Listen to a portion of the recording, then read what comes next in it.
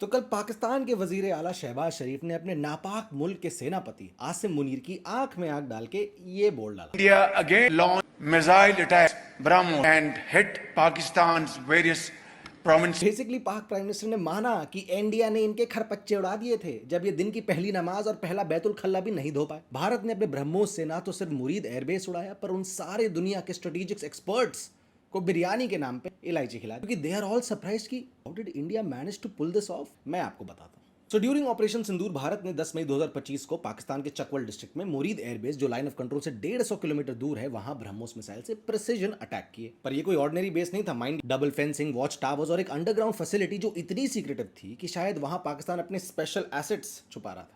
Intelligence के मुताबिक ये फैसिलिटी कमांड एंड कंट्रोल के लिए थी, शायद अनमैन्ड एरियल व्हीकल्स या सेंसिटिव इक्विपमेंट के साथ। मैक्सआर के सैटेलाइट इमेजेस ने पूरा किस्सा खोला। 16 अप्रैल 2025 के फोटोज में देखो, बिल्डिंग एकदम सॉलिड, कोई स्क्रैच तक नहीं। लेकिन 10 मई के बाद एक 3 मीटर का क्रेटर 30 मीटर दूर एंट्रेंस के रूफ इनकी कोलैप्स हो गई, वॉल्स टूट गए और ये अंडरग्राउंड फैसिलिटी डिस्ट्रॉयड फुली। ये स्ट्राइक सिर्फ मुरीद तक रुका नहीं था, नूर खान, सरगोधा, भोलारी, जैकबाबाद, मल्टीपल बेसिस पर इंडिया ने अपना सिंदूर लगा दिया इनके। मैक्सआर के इमेजेस बताते हैं कि रनवेज डैमेज्ड हैं, हैंगर्स डिस्ट्रॉयड हैं, कमांड ट्रक्स खत्म। लेकिन मुरीद का ये अंडरग्राउंड टारगेट क्यों इतना इंपॉर्टेंट था? क्योंकि ये पाकिस्तान के स्ट्रेटेजिक प्लान्स का ही कोर था और इंडिया ने एक ही स्ट्राइक में इसे नेस्तो नाबूद कर। अब जीत इतनी बड़ी थी तो प्रधानमंत्री मोदी अपने कानपुर के दौरे में कानपुरिया स्टाइल में दुनिया को सुना के आ गए, अब ज्यादा करोगे तो हौंक दिए जाओ। ही लिटरली सेड हौंक दिए जाओ, हौंक दिया जाएगा। पर एक और अच्छी बात बताऊं आपको, apart from other things, a major milestone of Indian politics and its unity is being displayed at the international level, जहां काफी ऑपोजिशन लीडर्स भारत के समर्थन में एक सुर में बोल रहे हैं कि we are one. And you all must have seen those feel good reels जहां सुप्रिया सुले, शशि थरूर, अभिषेक बैनर्जी,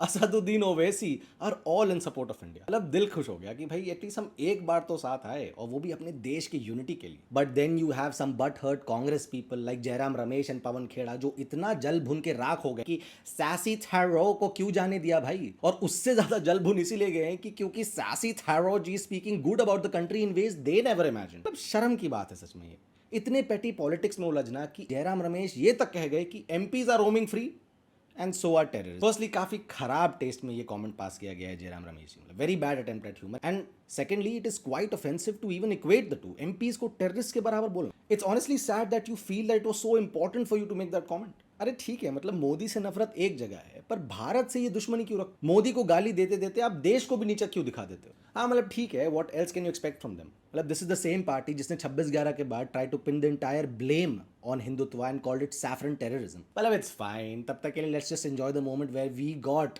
असदुद्दीन ओवैसी बेसिकली सेइंग पाकिस्तान की मां बिफोर GTA 6।